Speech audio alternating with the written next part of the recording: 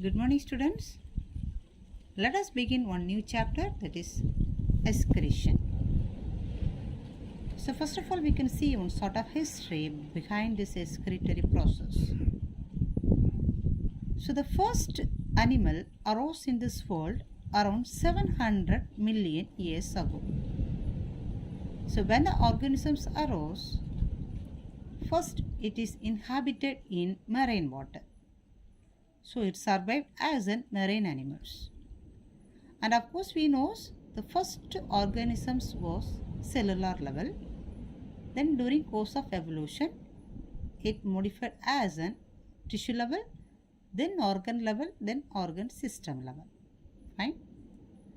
So when the cellular level organisms survived inside this water, the cells inside the cell, it had a fluid. So this fluid composition is different from this water which is present in the medium or in the surrounding. So it has maintained one intracellular constituent which was totally different from outside, right? Then during course of time, of course, it has produced the tissue. So when the tissue produced, inside the cell the fluid was present. It is known as intracellular fluid, and the fluid which is present outside this tissue is known as extracellular fluid. So the fluid which is present inside the cell is intracellular fluid, and the fluid which is present outside the cell is known as either interstitial fluid or extracellular fluids. So the extracellular fluid may be like plasma, lymph, those things we could say, right? So this extracellular fluid composition must be maintained in a proper level as per the place where the organisms lives. So the organisms lives in various water bodies. For example, organisms may live in this fresh water, organisms may live in this marine water, organisms may live in the brackish water, and of course it may move towards this land also. So as per the place where it is living, this extracellular fluid composition must be maintained. That is very essential for the body, right? So let us see one by one. So the freshwater vertebrates, the vertebrates which is living in the fresh water. So what do you mean fresh water? The water consists of very low level of salt concentration. That we can say as fresh water.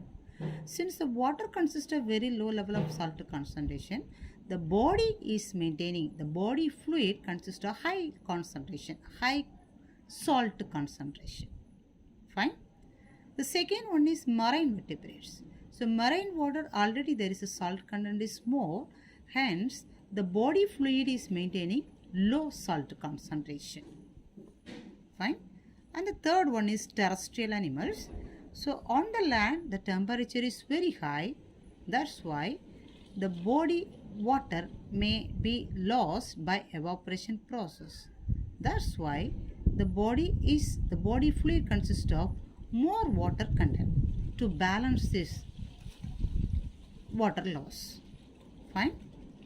Then so this is the types of animals we can say. As per the body, as per the environment, the water content in the body will be maintained. Fine. Then when this environmental changes happens, the body also sometimes may modify themselves to adjust this changing environment. As per that, the animals are classified into two. There is one is osmoconformers and the second one is osmoregulators. So osmoconformers means these kind of animals able to change, that is a very important word, able to. Osmoconformers means this kind of animals able to change their osmotic concentration level based on this environmental osmotic concentration. Osmotic means nothing else, water balance as per the water level. So as per the water level of this environment, these kind of organisms, osmoconformers, can able to change their body fluid concentration also, water level also. So those kind of organisms are known as osmoconformers. Example, marine mollusks as well as sharks. So this could able to change its body water content as per the environment. The second one is osmoregulators. So these osmoregulators maintain their internal osmotic concentration irrespective of environmental changes. So whatever changes may happen in this environment, these kind of organisms maintain their internal osmotic concentration. Internal body's water level will be maintained. It is irrespective of this environmental changes. Example, they said it's an otters. Otters means it is semi-aquatic fish-eating mammals. Semi-aquatic fish-eating mammals. Fine. Then the second classification of these animals are made based on the ability to tolerate changes in the external environment. How long or how much it could able to change this body as per this external environment. So as per that, the animals are classified into two, that is stenohaline as well as euryhaline. So the first one is stenohaline. Stenohalines means these kind of organisms can fluctuate its body only for narrow fluctuations in the salt concentration. So only limited amount of salt concentration only it can able to adjust, adapt. So if there is a wide fluctuation in the salt concentration in the environment, it cannot manage. So that's why they said narrow fluctuation in the salt concentration. If there is a little or minute changes in the salt concentration, these kind of organisms can able to tolerate it. So example, they said goldfish. The second one is euryhaline. In case of euryhaline, wide fluctuations in the salt. So these animals can adapt themselves or adjust themselves even for wild fluctuation in the salt concentration. Either the salt concentration is very excess or the salt concentration is very low. Also, these kind of these organisms can able to adapt themselves or adjust themselves. So those organisms are known as euryhaline. Example, Artemia, tilapia as well as salmons. Fine. Then, so when the organisms started to move on the land, so first it survived inside this marine level, then it started to move on this terrestrial level. So when it is moved on terrestrial level, it used some excretory organs to eliminate the metabolic waste products, right? So excretory organs of land animals. So some organisms use this tissue such as this gills, skin, digestive mucosa as well as kidneys. So these organs are used by these land animals to eliminate this metabolic waste. Okay. So why should we have to eliminate this metabolic waste? Is it necessary to the body? Of course it is necessary, because to maintain some homeostatic processes. So what do you mean homeostatic process? To maintain this internal environment, constant internal environment. So in case of human body, we could say our body is maintaining the normal temperature, normal pH level. So whatever it is, salt concentration, everything should be maintained in a constant level. So if there is any fluctuation, it may lead to some problem to the body. So that we can say as a homeostatic conditions, right? So when we eliminate these metabolic waste products, it is essential to maintain some homeostatic process or conditions inside the body. So what are the homeostatic conditions will be maintained by this metabolic elimination? That is first one osmotic regulation, second one ionic regulation, and the third one nitrogen excretion. So the first one, what is osmotic regulation? Osmotic regulation means it is a water level will be maintained.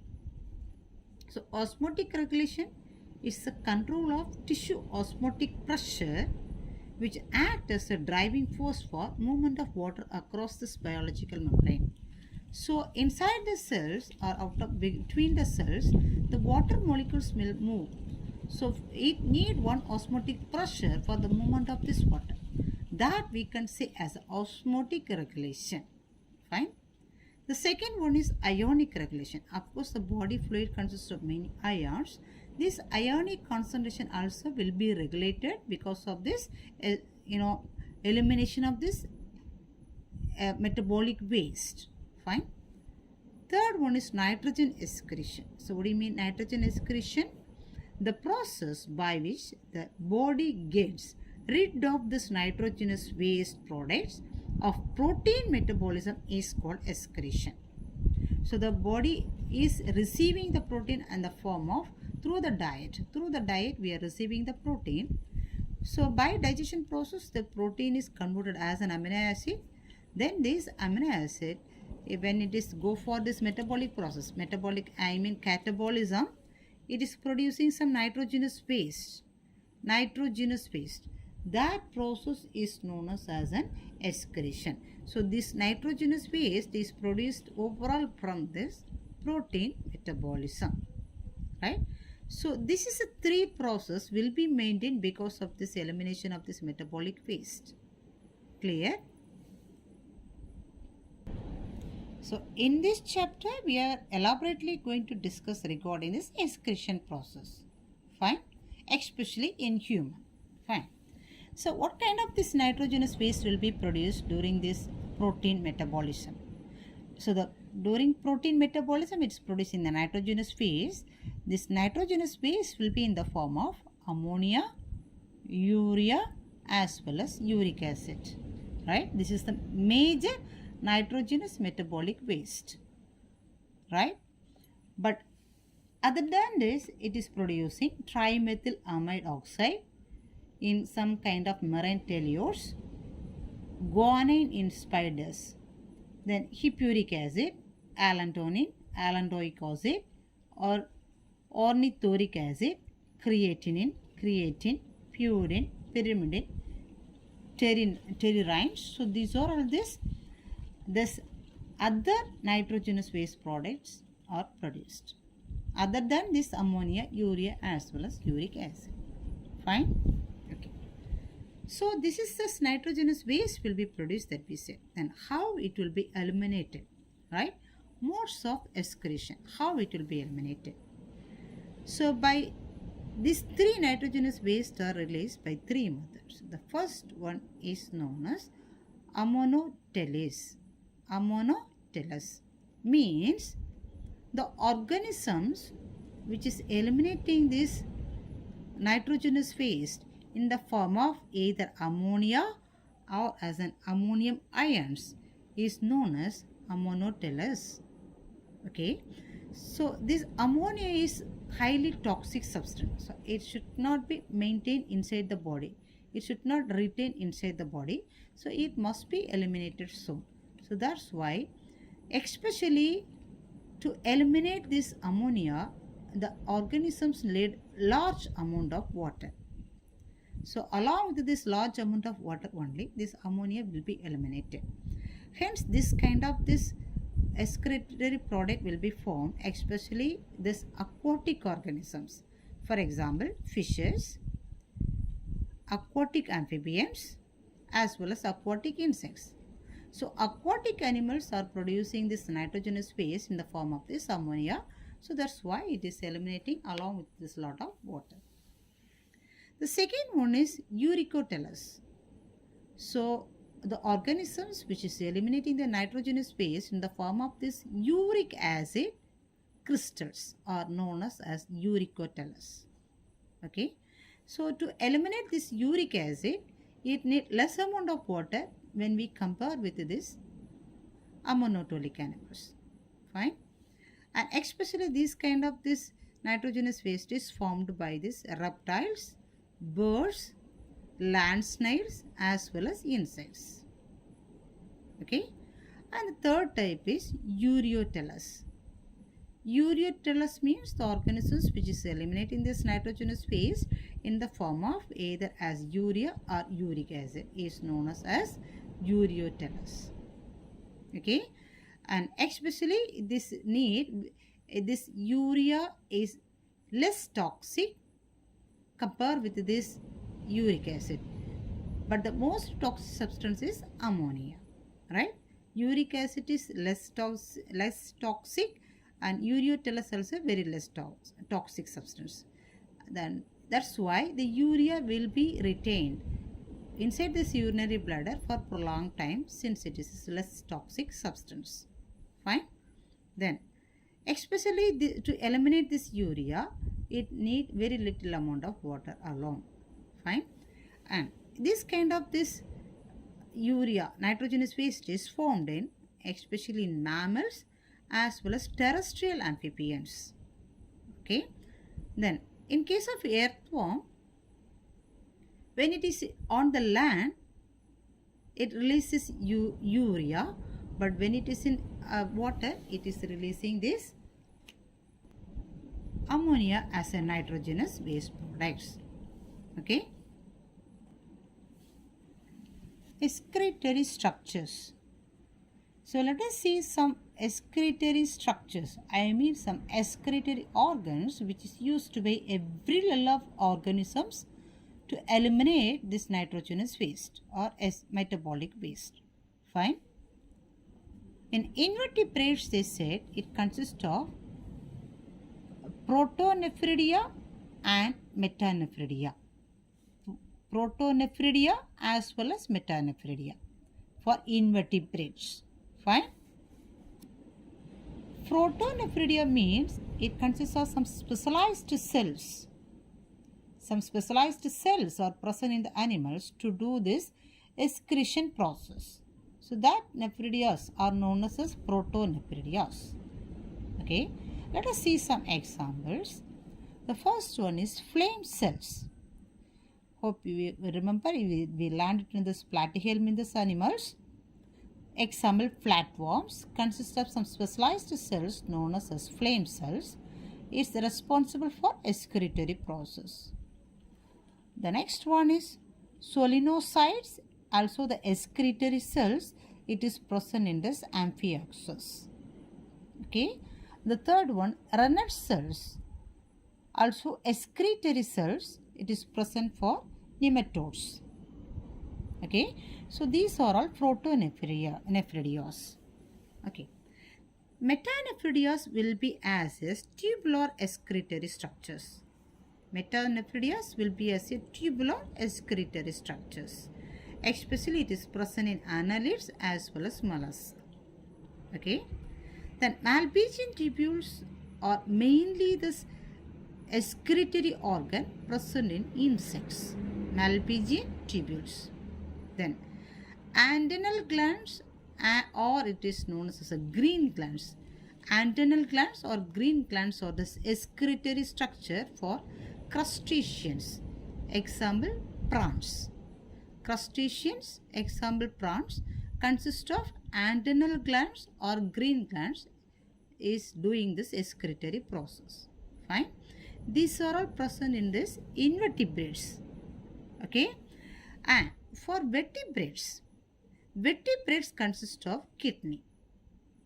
Okay. To do this excretory process. Of course, we know kidney consists of the structural and the functional unit is known as nephron. Fine. So, but this kidney will be in various forms in various vertebrates. So, before we move to the topic, first let us see some basic concepts regarding that. That is hypertonic, hypotonic as well as isotonic. So, hypertonic means the fluid consists of high concentration. Hypertonic means the fluid consists of less concentration. Isotonic means equal concentration will be there. So keep this point in mind. Let us go on this. How this different kidney is formed in this vertebrates. So first of all, let us see the simple structure of this nephron. So the nephron consists of the major regions, Bowman's capsule. The Bowman's capsule consists of the tubules. It is network of capillaries called as glomerulus, and it leads as a proximal convoluted tubule, and the proximal convoluted tubule leads as a long tubule that is known as Henle's loop, and it continued as a distal convoluted tubule, and it ends as a collecting duct. So nephron, it is made up of the long tubule. Fine. And what is the role of nephron? It is when this fluid comes inside this nephron, so the lot of nutrients which is essential to the body will be reabsorbed from this nephrons. So this product which has to be eliminated alone will be coming inside these tubules, and finally it will reach this collecting duct. The collecting duct will open in the pelvis region of the kidney, and through that this will be eliminated. So through this Bowman's capsule, the blood used to come. So when it is moving inside these tubules, the necessary products will be reabsorbed from the surrounding tubules, and the things must be eliminated alone will be there inside these tubules, and finally it will be eliminated. Okay. So now let us go on. So this is this excretory, basic excretory cells. It is present in the kidney. Okay. And now let us see what kind of this kidney is present in every kind of this, vertebrates. Fine. So first of all, freshwater fishes. So vertebrates, we know it is fishes or vertebrates. Fine. So the freshwater fishes, they said, lack of Henle's loop. Their lack of Henle's loop. That's why. So Henle's loop means this part. So this is the long tubule actually. Mainly in this part, lot of water will be reabsorbed. So if there is no Henle loop, there is no much of water will be reabsorbed and sent to the body again. That's why this waste consists of lot of water. So the water will be retained inside along with the waste, because this loop is not there for freshwater fishes. So that's why water reabsorption is very limited amount. Lot of water is not absorbed by the surrounding tissues. That's why the water is present inside the tubule. That's why this urine consists of hypotonic in condition.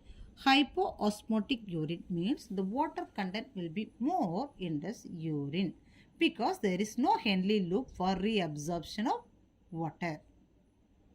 Fine. The second one is regarding marine fishes. Marine fishes, they say, it's aglomerulus, means this glomerulus part is missing for this marine fishes. Since this glomerulus is not there, this urine formed from this nephron will be as a isoosmotic. Isoosmotic means the fluid which is coming inside this nephron as well as the urine level, almost it is equal concentration will be there. The salt concentration or this urea concentration will be in a equal level. Ammonia level, here it will be equal level. Fine.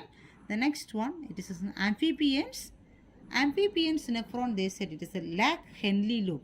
So here also Henle loop is lack, there is no Henle loop.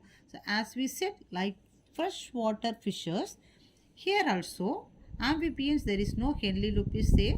The Henle loop role is mainly reabsorption of water. So since the Henle loop is absent here, much of water is not reabsorbed, so those water may stay inside these tubules. Hence this urine formed by this nephron will be as a hypotonic in nature. Okay. Then the next one is reptiles. Reptiles lack glomerulus as well as Henle loop. Here glomerulus also missing, it's not there, absent, as well as Henle loop also absent. Okay. So actually the role of this long tubule is reabsorption of the substances, mainly water. So since these tubules are not there, most of this water is not reabsorbed and sent to the body again. So it may retain inside this tubule. So the urine formed by this method consists of large amount of water. So it is hypotonic urine. So what do you mean hypotonic? Concentration of urine is very less. Clear? And the last one is mammals. Mammals consist of well-defined nephron. The long tubule, everything will be there. Glomerulus, proximal convoluted tubule, Henle lobe, distal convoluted tubule, and of course collecting duct also there. So this long tubule is used to reabsorb the substances and especially the water also. Hence, finally, the water, very little amount of water will be eliminated. So along with this urea, so this urine formed by this method will be as a hypertonic because lot of water is reabsorbed. So this rest of this water only along with this other minerals, it will be eliminated as a urine. That's why the urine, they said it is a hypotonic in urine. It is in hypotonic condition. Clear? So this is a short introduction regarding this excretory process and the way of excretion also. In the next class, we will see regarding this human excretory system structure and how this urine will be formed by these nephrons. Clear? So until that, please go through these portions and be prepared for this next class. Okay? So be safe. Take care. Thank you.